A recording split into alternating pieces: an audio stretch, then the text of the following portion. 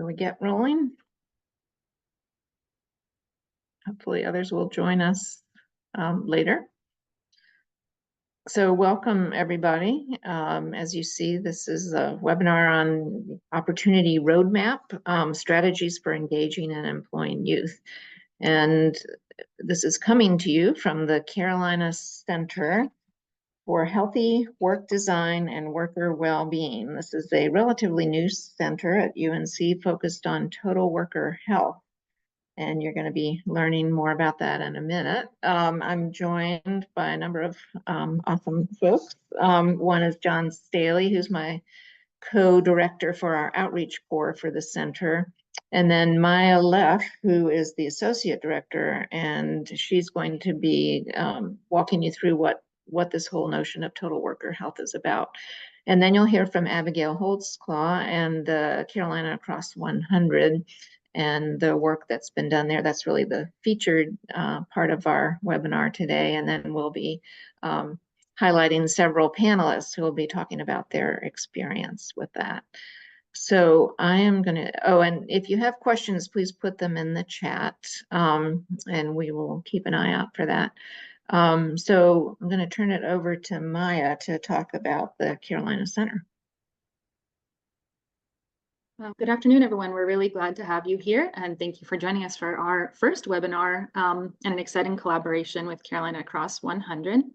Want to tell you a little bit about our center, because I know not everyone here may be familiar with the work that we do. The goal of the Carolina Center is to generate new knowledge and improve worker health, safety, and well-being in North Carolina, in the Southeast region, and the nation. And we have a special focus on essential workers and the impact of working conditions on health outcomes. We are one of 10 centers of excellence in total worker health. We're all funded by the National Institute for Occupational Safety and Health. And here you can see our other colleagues across the country. If you get really excited about total worker health after listening to today's talk, I really encourage you to look at the work that all the centers are doing. We all have different areas of focus, different worker groups, whether that be small businesses, corporations, construction workers, healthcare workers, childcare workers. Every center is different, and every center has something different to offer you as you get more interested in total worker health.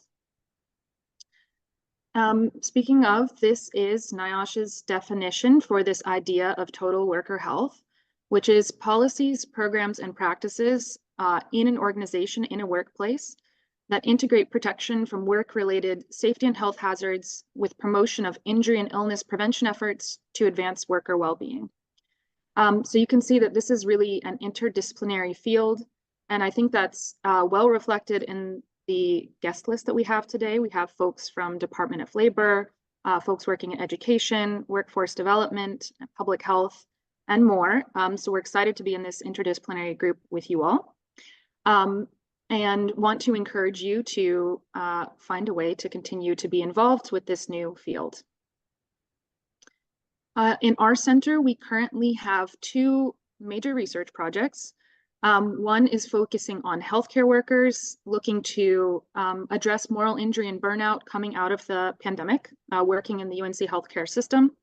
And the other is with firefighters, looking at how to reduce slips, trips, and falls, which are among the most common and costly injuries for these workers. We also run a pilot project program. So every year, new investigators have the opportunity to apply for pilot funds to kind of learn more about how they can incorporate total worker health into the work that they do. Here you can see our three current and recent pilot projects, focusing on low-wage working mothers, on opioid misuse amongst workers, and on female construction workers. Something important to note, we will have our next round of funding announced in May 2024. So if you are interested in applying for funding, do watch your email. We'll be sending it out through the same way that you heard about this webinar, as well as posting on our website and our socials. Just by way of background, I want to talk a little bit about how we think about our work as a center. As I mentioned, we're focused on improving working conditions for workers. So if we think about young workers, like we'll be talking about today, that's thinking about how can we improve the workplace to be more supportive and safer for young workers. So for example, if we're thinking about a young person entering the restaurant scene, how can we reduce the likelihood? How can we change the kitchen so that there's a lower chance of burns or severe cuts? If we're thinking about the psychological or the social environment that a young worker is entering, how can we train supervisors to be better mentors, to help young workers be set up for a successful career and a safe career? And how can we think about the way that work is designed for young workers? For example, we already have, federal legislation prohibiting the very youngest of young workers, so, 14, 15, 16, 17, from working, more than a certain number of hours a week or very late. But how can we think about, how to set up shifts for young workers so that they can both work and go to school and continue to advance their careers? And just a few quick stats for folks to kind of set the context for what we'll be hearing about today. So in the most kind of recent period that we have data for, 55% of youth, so folks 16 to 24 years old, were employed. We'll be talking about opportunity youth today, so we'll be thinking about the other folks in the other 45% who are not working and not in school. And it's important to note that as people enter the workforce, young workers have really high injury rates. So here you can see some NIOSH data. Just one example of injury rates. This is work-related injuries and illnesses treated in emergency departments. And you can see that our 18 to 24-year-olds have the highest rate of all, followed by 15 to 17-year-old workers. So we really have work to do to think about how to make sure that work is safe and supportive for our young workforce.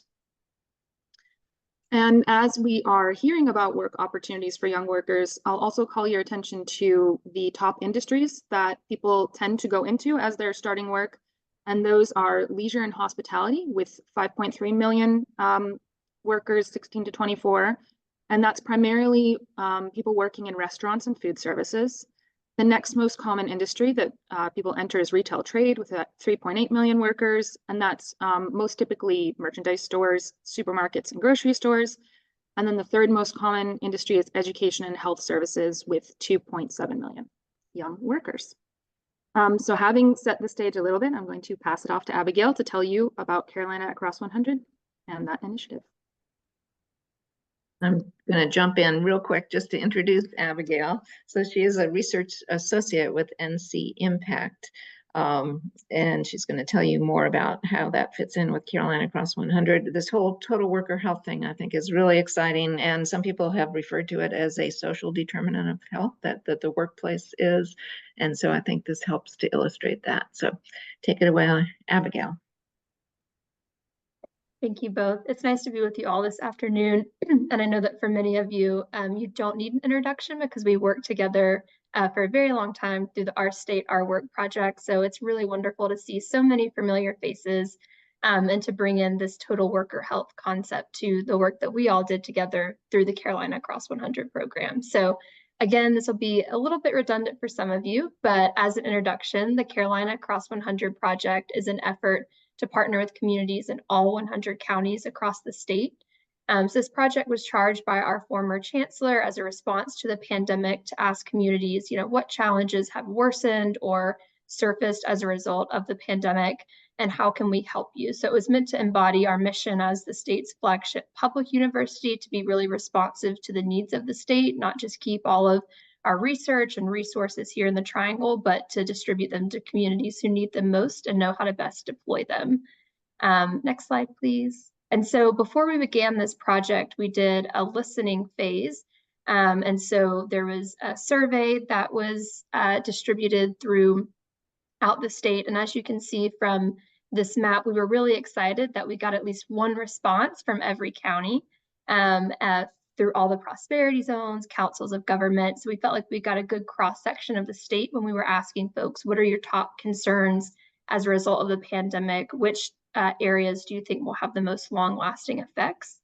And then from that, we had some really wonderful student interviewers actually that followed up with respondents, again, throughout the majority of our counties, across all the prosperity zones and economic tiers, sought some more information about their responses. And these were folks who represented economic development, nonprofits, faith-based organizations, education. And so from that, we were able to identify in 2020, what areas are North Carolinians most concerned about. Next slide, please. And we found from that the top two concerns were education and employment. And so folks were saying, I'm really concerned about these educational disruptions. A lot of folks aren't prepared to transition to online. There's a lot of students who don't have those resources to access online school. They don't have a safe environment to access online school. And I'm also really concerned about employment. There are a lot of folks who have lost their jobs essentially overnight. They're not sure when they're going back to work, how they'll be able to meet them and their family's basic needs.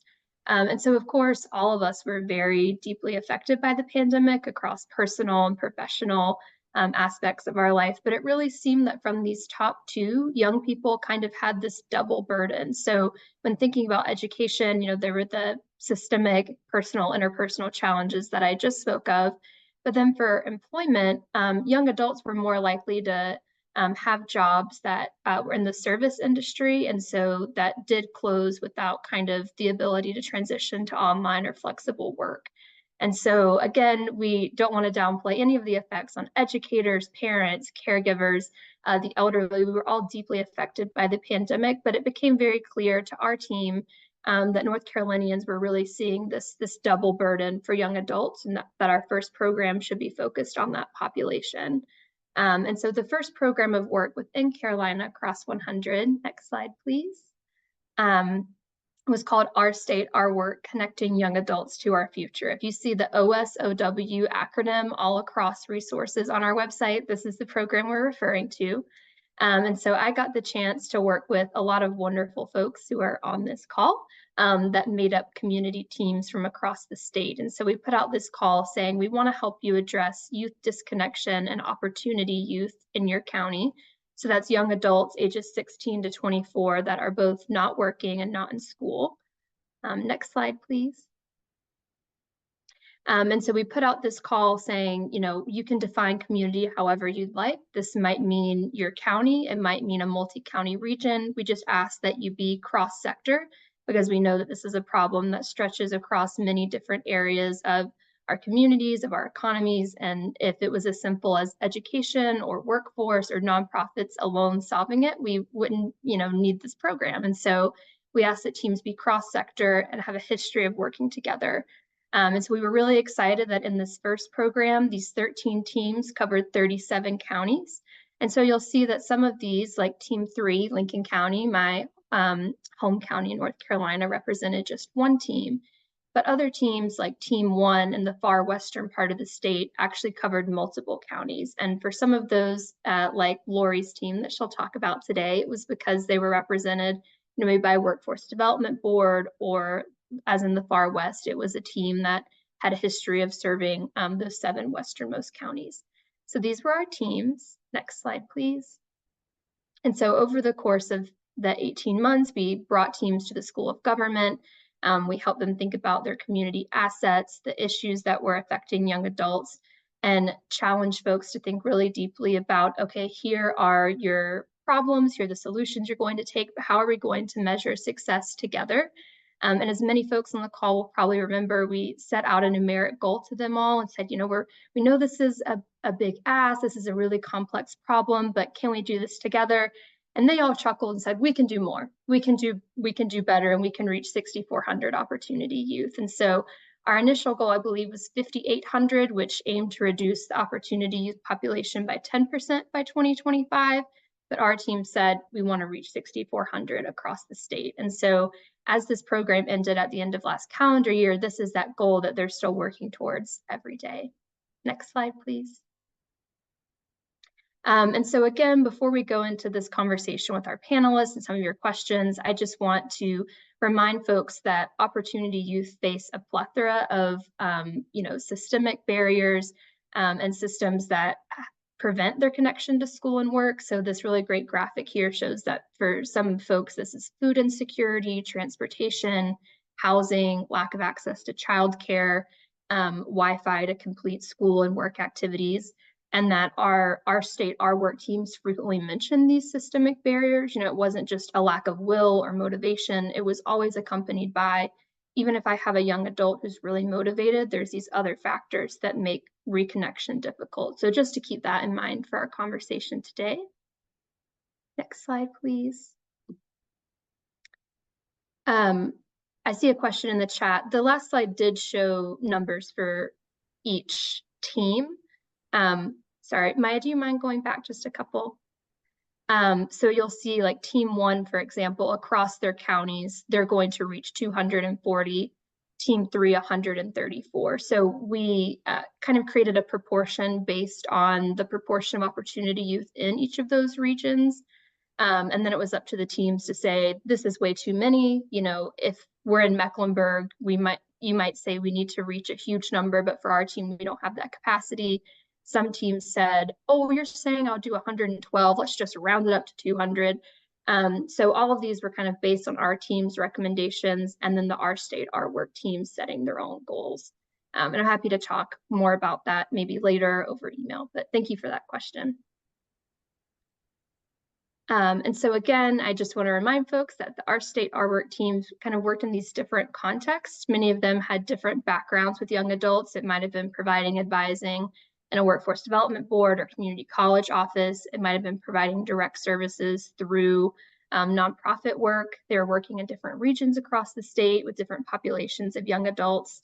But they identified these common challenges of, you know, making folks aware of the resources available in their community, connecting young adults to some of those larger holistic services such as transportation, mental health services, childcare. But they saw these common opportunities across young adults and across the geography of the state, because all of the young adults that they worked with, we kind of saw this common theme of once you're able to help someone reach one goal, it empowers them to want to do more and reach higher. And I'll let folks on the call, especially Molly, speak for herself on that. But it was really great to hear from teams that, you know, I had this young adult, and once they achieved their GED, now they're talking about further schooling. Or, you know, once they got certified at the community college, now they're talking about running their own business. And so this was something that emerged really early on in the program that was really encouraging.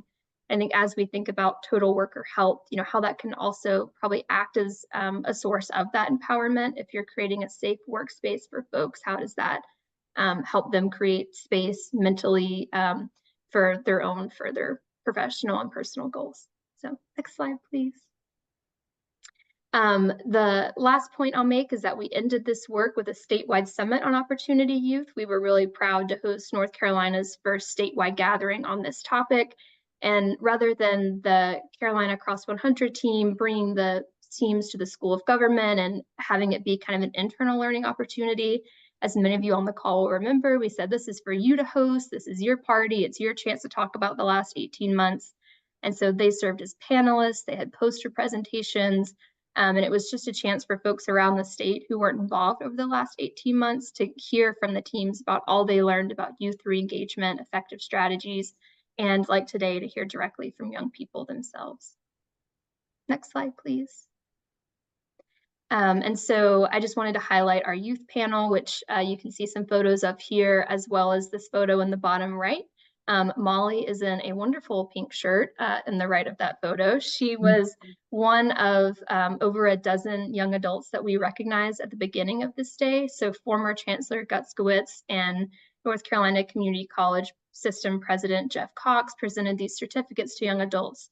You know, it was kind of like a graduation receiving line saying, regardless of what you've achieved, whether it's your first job, your third job, your GED, your associates at a community college, we're really proud of you as the University of North Carolina at Chapel Hill, because we recognize, especially through this program, that many of you have had to overcome very significant barriers to get there. We can't wait to see what's next. And the community college system also presented a voucher of early acceptance at any of the 58 system schools to all of these young adults. So it was a really great day, and beyond it being a wonderful celebration, we shared a lot of resources about what the teams have learned and how other communities can get involved. So if you check out our website, there are quite a few ways that, again, if this conversation today gets you really excited to engage in this work in your own community, that you can dive right in with us.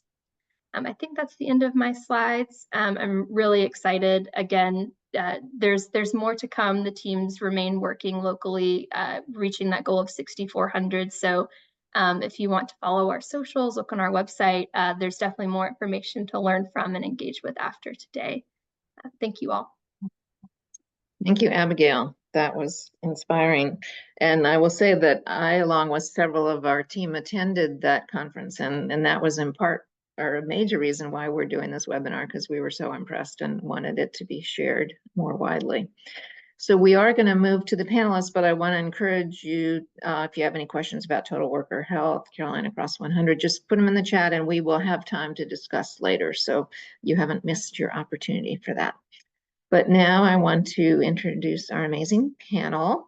I'll talk about each one as before they talk. We're not sure if Dr. Ledford is going to make it, but if not, we'll have more time for the other two. So we will get started with Molly, who you've already heard about a little bit. So next slide, please. So Molly is truly an inspiration. I got to meet her for the first time when we had a planning call on Monday. She's an intern at Central Piedmont Community College and studying to become a dental assistant.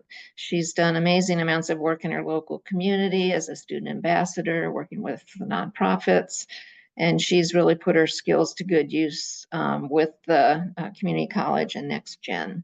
And she's also been recognized for this work in terms of her role model work with students, being a star intern in her department, and having really strong academic records. So Molly has really had a lived experience in this area, and she's going to talk a little bit about that and just how her involvement with Carolina Cross 100. So take it away, Molly. Hello, everyone. As she said, I am all of those things. And I initially got involved with Carolina Cross 100, or not really last year, I would say mid last year, and I heard about all the amazing work that we were doing. And it really hit close to home because my story is actually very similar to those of the panelists that we had at the state summit in November. And it really inspired me to know that so many people from so many walks of life and in so many positions really care about people like me, especially through the pandemic, where a lot of us felt kind of lost and forgotten about. There was even talks of us being the quote unquote forgotten generation, of us coming out of going through high school, going to college, and everything being completely shut down, where we didn't have the skills and means to get the skills we needed to really thrive. But with Carolina Cross 100, I've been working as fast as I can to join the initiative and really get things off the ground for Mecklenburg County. Do you want to go ahead and say a little bit about what some of those things are that you have worked on? Sure. So I've really been involved with NC Medicine, which is a local little nonprofit that really distributes medication and personal products to those who can't afford them, or gives prescription medicines at a very reduced rate, because that is something, obviously, with healthcare that has been very neglected, with those who either have challenges because they're underage or they can't really afford the medications they need to be able to thrive in an environment. And with hygiene, like, so many things have just been happening. So that's the main nonprofit I've been working with outside of school. NextGen, my program, is actually the one who connected me to them. And I've kind of just taken it from there and tried to get more volunteers. I've also been working with a nonprofit that I met actually at the state summit. I forget her name off the top of my head, but I've been working with the homeless community as well that is in Mecklenburg County. So it's been a very hard. I've also been working with the YWCA, which specifically helps the disadvantaged women who are leaving domestic violence situations and who are former addicts and are trying to get their lives turned around. So I've been also helping with getting them opportunities as well to get back into not society, and finding ways for them to get jobs without having to explain their gap in history or their personal circumstances of why they need a certain situation as they do. Can you say a little bit more about NextGen? So NextGen is a program that is powered by NC Works, and it's also a part of the YWOA. I don't know how to pronounce the acronym. Mm. And it is specifically for opportunity youth ages 16 through 24. And it is a program to put people directly into the workforce and by giving them means of getting an education. And they start with either getting you your GED, your high set, or putting you into adult high school. It's just regular high school, but they accept anyone of any age. And then they'll actually put you into a program, whether that's getting a certificate, getting a type of diploma or degree, and moving forward to actually placing them into internships, which is what I'm doing right now as an intern, to actually get me the type of experience I need to thrive in my future job. And they're actually able to pay us a wage, unlike most internships where you work for the experience. So you're not just working without actually thriving, which a lot of people have to sacrifice to get an education. And NextGen really makes it possible to do this by also offering incentives. If you go to these meetings and if you go out and try to do interviews, they'll actually help you out. They also help with food insecurity. They'll help, try to help you find housing, or if you have a car breakdown, they'll help you with that. NextGen is really the thing that saved my life and actually got me back into school. I didn't have a GED until last February. Last time I was in school, I was 6 years old. Didn't have any education beyond that. I was just working a job, working on my family farm in the Ozarks of Missouri. And after coming here, NextGen gave me a way out of that situation to get me my GED, to put me into college. And now I'm 3 weeks away from graduating with my dental assisting certificates, and I'm starting UNC Charlotte in the fall for pre-dental. So yeah, NextGen is something I hope every county has. Wow, I did not realize how extensive that program is. Congratulations. So excited that you're about to take the next step. Well, I'll keep putting questions in the chat, and we're going to go ahead and move on to Lori, but then we'll circle back for a discussion with everybody. So if we, sorry, go to the next slide. So Lori's a retired educator. She has over 40 years of experience, and 25 of them are in adult literacy. And maybe this was the acronym you were talking about. I had to look it up too, Molly. The Workforce Innovation and Opportunity Act, WIOA. And this has to do with transitional studies that she's worked with at Pitt Community College. She currently serves as the Rivers East Workforce Development Board on the board, and as the youth program specialist, bringing her expertise in that area. And then she also partners with Title I and NextGen. So Lori, expand on what Molly talked about and say a little bit more about how you've been involved with Carolina Across 100. Sure. Molly, congratulations. Those are the success stories we love to hear. I do oversee the NextGen program here in the Rivers East Workforce Development region. So I'm excited to hear those kinds of stories. We have some of our own. We just shared one yesterday with our youth committee, a young lady who went to Martin Community College who had many of the same barriers that you had, Molly, and she finished her associate degree in automotive technology and shared about 5 or 6 additional certificates and diplomas, because you get to earn those along the way. And that is what NextGen does. Our primary focus is education, training, and employment. So we got involved with Carolina Cross 100 because we have the resources through WIOA funding to provide the work experience, which we do pay young people to to take on internships and career exploration if they're not sure what kinds of jobs they want to go into. And we do have the funding to pay for their training and that kind of thing. But we were challenged with finding those young people after the pandemic.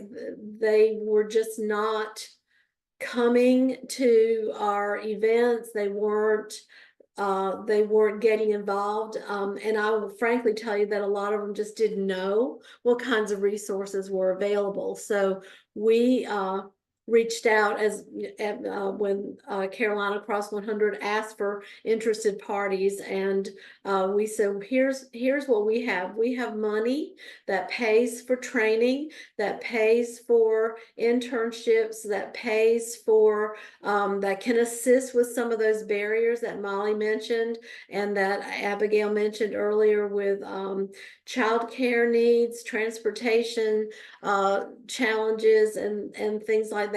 But we don't have the young people. So we would like to learn more about how we can improve our outreach efforts and our recruitment efforts so that more of our young people can take advantage of these services.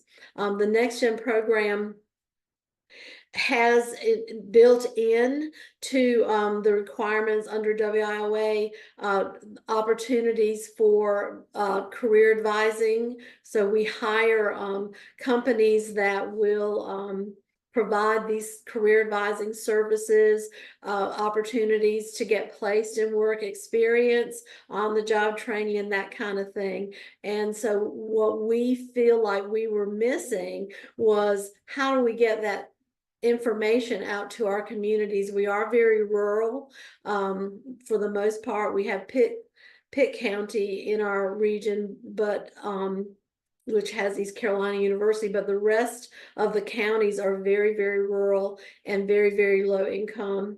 And so we knew that we had to change our focus. They weren't coming to our NC Works centers. We have to go to them. So finding partners with nonprofit agencies and other service agencies where we could go to them and bring those young people in a more local area where they did not have to worry about transportation were one of the things that we did. I'm not sure what else you want to ask, so I'll stop there. That's great. Thank you, Lori. And I'm going to suggest maybe we take down the slide so we can all see each other. And Abigail, you were in the thick of all of this, so you might want to ask questions as well, or prompt either Lori or Molly with things that they might want to expand on. And I can ask questions all day long, but Yeah, I'm delighted to talk to both of you and for folks on the call to learn a bit more. So you're both talking a lot about, the importance of providing these other supports. Molly, from your perspective as someone who received them and was going through these programs, and then Lori, your perspective as someone who is trying to make folks aware of these resources and help connect young people to them. And so before we talk about kind of those two different sides of the coin, I'd love to hear from both of you, kind of why you see those as being important. Why do we need to make sure that young people have access to things like childcare and other services if we're connecting them to jobs? Some folks maybe won't see kind of how those are connected. So I'd love to hear your perspective. I'll speak first because I think Molly can probably give us a better picture from a personal perspective. So I'll start with the general. When WIOA was passed, it was an expansion of the original act, which was, the 1998 Act, which was Workforce Investment Act.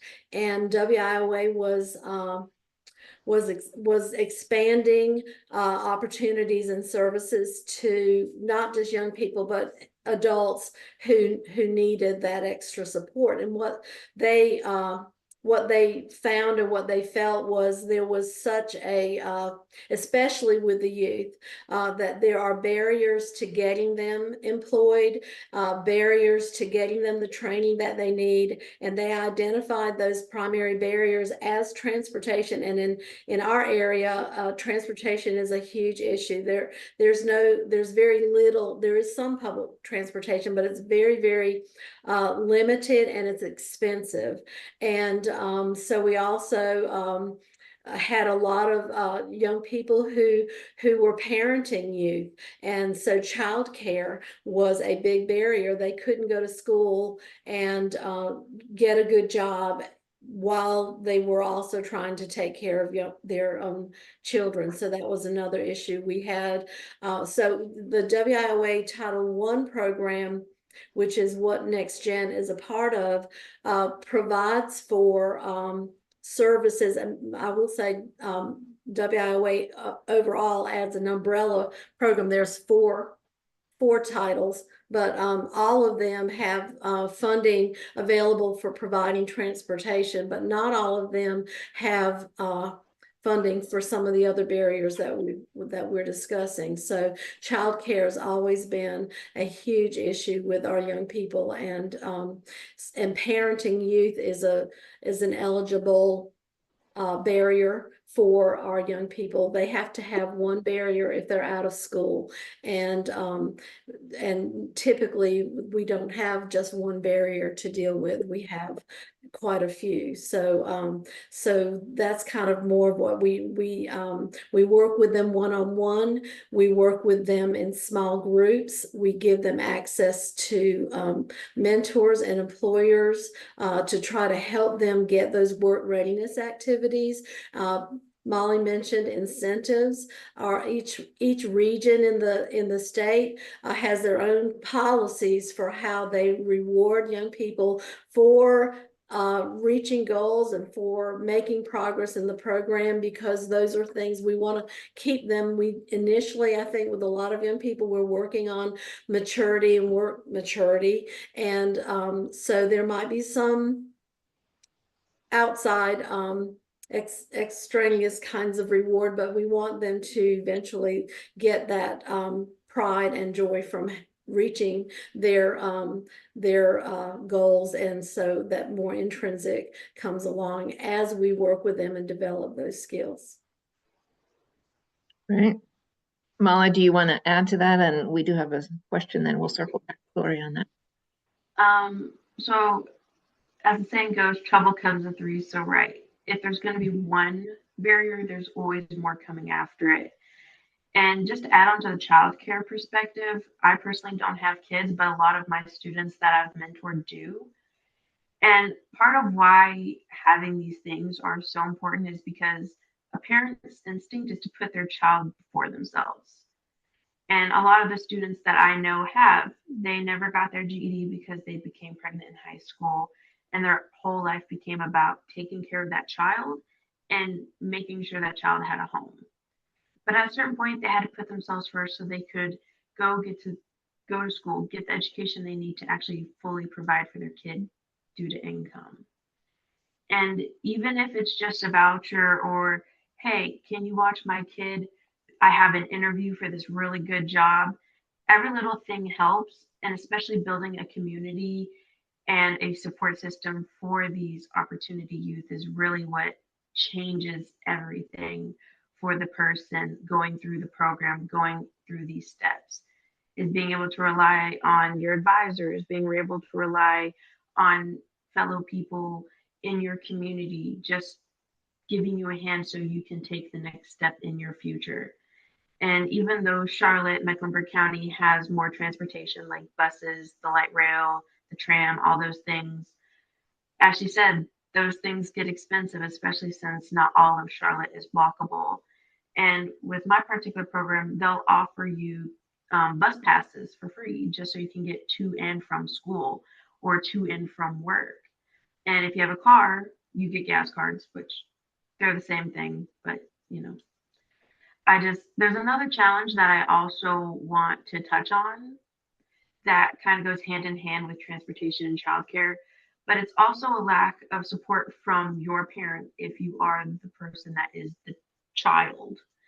That for me and my parents, they loved me, but they weren't willing to help me because to their eyes, I was grown. Even when I was 16, 17, 18, I was grown. And they didn't have any reason to take care of me no more. So being able to look up to your advisor, to somebody in your life that's really like, I want to help you. I can't do much, but at the very least, I can do this, and just hold out your hand and give, even if it's just plain emotional, mental support and encouragement. That's really what sets the difference from somebody who is going down a path where they're just not going to go anywhere to someone that believes they can get somewhere. Because not even a year ago, I thought I was just going to be a security guard for the rest of my life, never getting an education. And now I believe I can be a doctor because my advisor, Miss Denisha Wilson, told me, I can see you being a doctor. I can see you doing all these things. And I had never heard that before. And now look at me. So just really providing that emotional and mental encouragement is just as important as transportation and childcare to me. Molly, one thing I learned from you when we talked was the challenges of seeking health care as a youth. Can you expand on that a little bit? Yes, ma'am. So as most of the people were actually trying to focus in on our minors, like 16, 17, even 18, because a lot of health insurance policies hold on to you as a minor until you're like 21 or 22. Like mine didn't let me go until I was 22. And a lot of those require parental consent, or they won't even see you unless a parent or guardian's with you. And for a lot of youth who aren't in a state of being on good terms with their parents, or their parents have kind of just let go of the reins and let them do what they got to do, it's really hard for people to get that health care, to register for health insurance and be able to afford it, because a lot of doctors won't even see the kid. So that comes about of going to not so safe ways to treat themselves, or having to Google doctor themselves. And if there was a way for youth to really find a way to get healthcare in a safe way, or to bypass the whole way to actually achieve that in a safe way, like getting sponsors or having an adult in their program be like, yeah, this person needs glasses.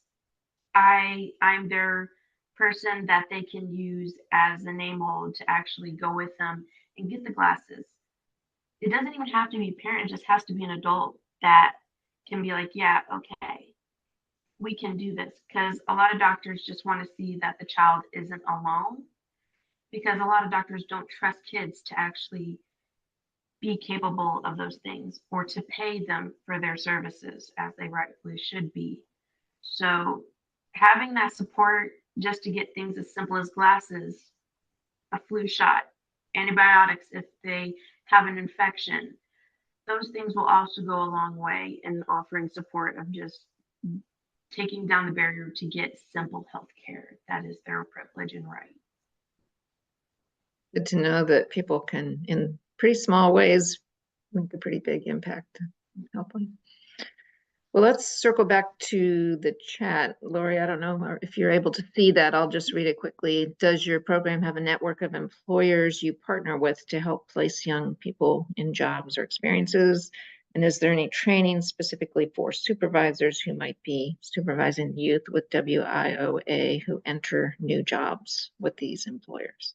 That's a great question, and part of what we were able to do because of our involvement in Carolina Cross 100 is we did receive an additional funding, not from Carolina Cross 100, but we applied for additional funding to hire a business services representative. That was something that we discussed with some of the folks at Carolina Cross 100 as maybe a way that we could get more outreach. So we don't have a network of employers per se, Our board is made up of private sector employers as well as different agency groups and community colleges and that kind of thing. So our board is very aware of the needs of the employers, and that's part of the reason. It's the way the workforce development board system has been set up. So we have a business services rep who goes out into the community and makes connections with different employers, especially small business, because a lot of times when we can help small business get some additional assistance, the WIOA funds pay the young person who gets the work experience. So there's no funding that comes out of the individual employer's pocket until he decides or she decides to hire that person. And so they provide the supervision along with the career advisor while they're exploring the job or while they're learning skills to become better at that job. We do have an orientation and a system. It's not what you would call a training program, but we do sit down with the employers to go through our expectations for them and also share with them what we expect the young person to be responsible for as well. And it's been a really great partnership. Again, we struggle sometimes to find those employers, and a lot of times once they find out about our program, they're very excited to continue working with us. And so they'll go through, we do the work experience projects are short term for that young person because, you know, our goal is to get them into unsubsidized full-time employment. But as they're learning, as they're gaining skills that they need, and that includes those soft skills that I know a lot of employers have shared with us and with other agencies all over the state, that's an area of need, that they get employees who are not ready to work. So we work a lot with them hand in hand to make sure that we're giving the young person that extra support that they need to be successful. And I'm really excited about that part of our program. As I said, our business services representative has been very helpful in making those connections, and we've been able to place young people we kind of match them in their need as well as personalities and things like that, if we have the flexibility to do that. So we finished 3 young men last year who were hired by a company after going through work experience and on the job training, which after work experience, the employer decides to hire the person, and for a period of time based on a skills gap analysis they do on the job training, and we reimburse the employer for half of their salary during that time. And so it really is a great benefit for our employers to take advantage of our young people in that way, to take advantage of our programs, so they're able to build their workforce with less risk than they would be if they hired somebody directly off the street. I suspect not many small businesses know about this. It seems like we're trying very hard. We're very connected with a lot of the small business associations in our area. As a matter of fact, I'm trying to think, I don't even remember the name, but there's a program called Elevate that is serving northeastern North Carolina, and it's basically highlighting small businesses. We work with them, we attend their events so that those people know that we exist and that we're available. We've gotten quite a few referrals as an outcome of that partnership. That's great. Maya, you had a question. You want to hop in? Oh, go ahead, Abigail, and then Maya can have her question. Go ahead. I was just going to refer to Maya's question as well. Oh, double teaming you. All right. Yeah, no, I just wanted to ask other speakers, are there any changes to laws at the state level that you would like to see to make it easier for opportunity youth to get into good employment? I know that there is right now on the docket, I guess, an expansion or extension of WIOA that's going to change the way we do things a little bit in Title I.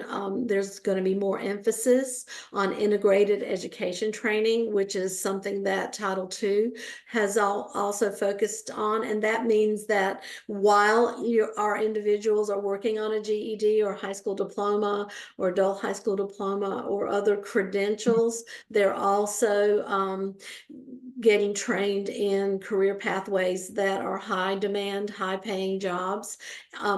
We will place young people in food service, in restaurants and things like that. But ultimately we want them to be able to make a family sustainable wage.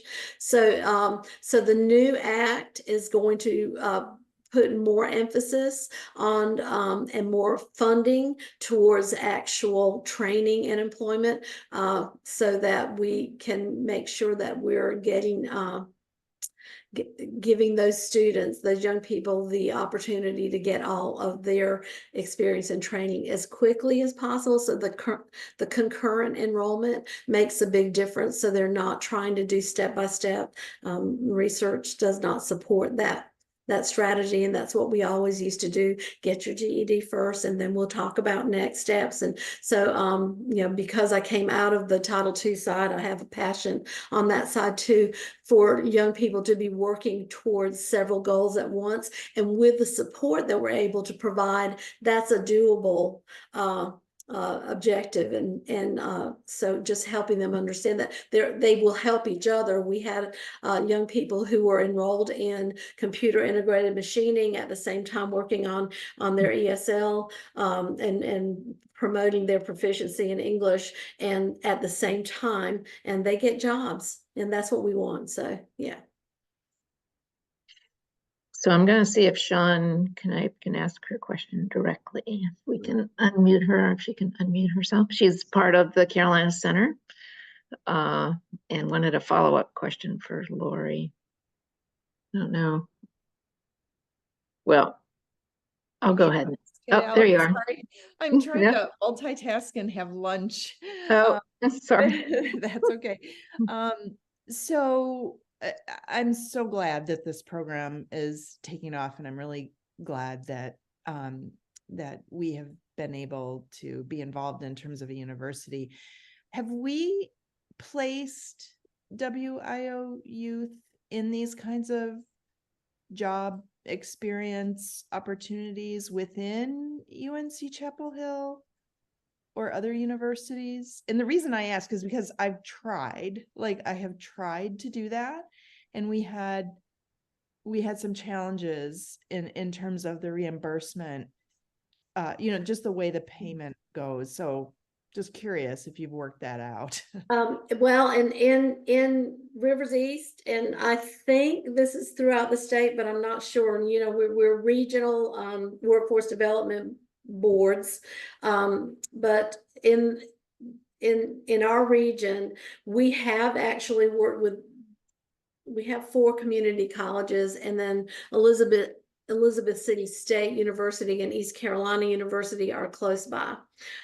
So we place students or young people based on their career goals and their career interests. We do interest inventories with them, and we help guide them in making a plan of action. It's called an individual service strategy for reaching their training, their education, and their employment goals. So the jobs that we place them in have to be in line with the career goals that they have. And we have had some issues in the past, I think, where the job was kind of a made up job. And so we're trying to make sure that they get those skill sets that they need to be full-time employed. So long story short, yes, we have the ability to place them in university settings if there is a job available that they could learn from and work in. if they're in work experience, the university does not pay the young person. The WIOA program pays the person, so there's no money exchange. On the job training, where the company, whatever employer, including the university, decides to hire that person, and they're hired full time, but during the on-the-job training period, they get reimbursed for half of the salary. So that's the way that WIOA is set up. But there's we're wide open as far as our flexibility in placing young people. We typically try to put them in a place where it's not going to be hard for them to get to, so it's close to where they live, because transportation is an issue and childcare and that kind of thing. So we typically are not going to place them if they have a long commute and that kind of thing. We have an agreement right now with ECU Health, because ECU Health is the health service throughout most of our region. Every county has a hospital or facility in our region through ECU Health, except one county, I think. And so we've been working with them. I started working with them when I was at Pitt Community College, and we have just signed an agreement with them so that we can provide on the job training and work experience opportunities to our youth in the hospital setting. So it takes a little bit when it's a large employer.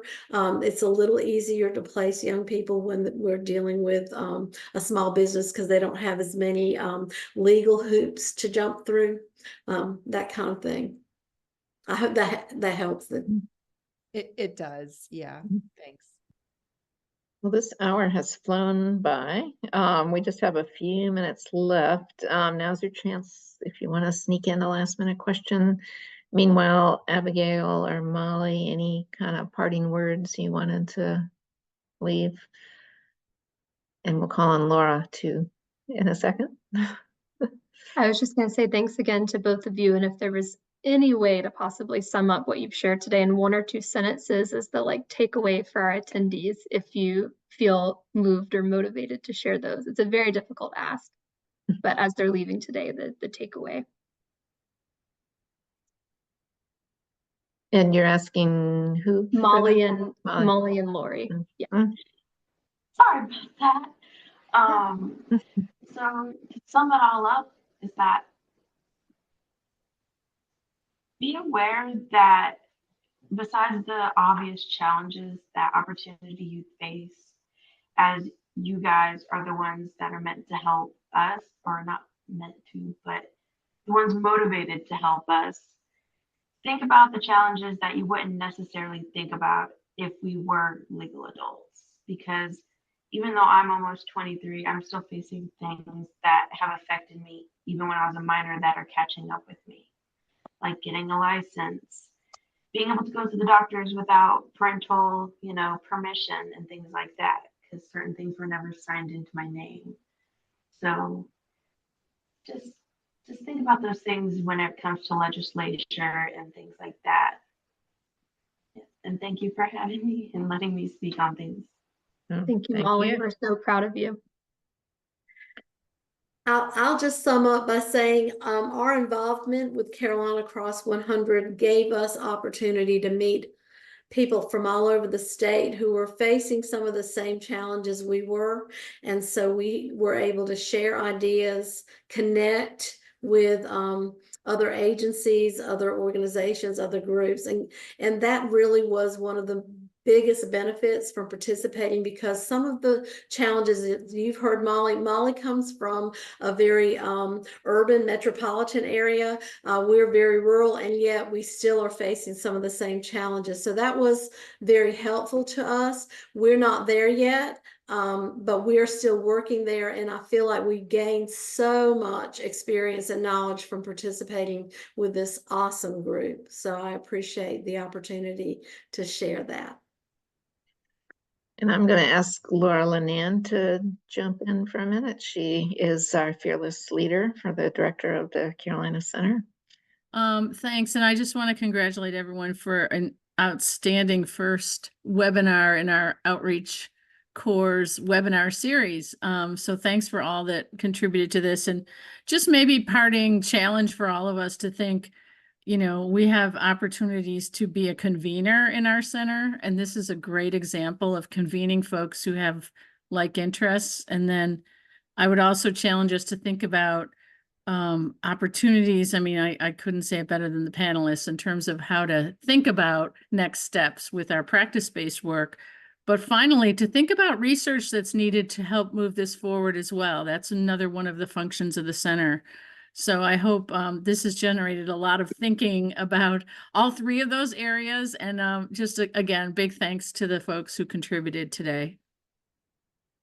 And echoing thanks to Abigail, Molly, Lori, everyone, this wonderful session, and see on the screen for our next webinar that's coming up soon.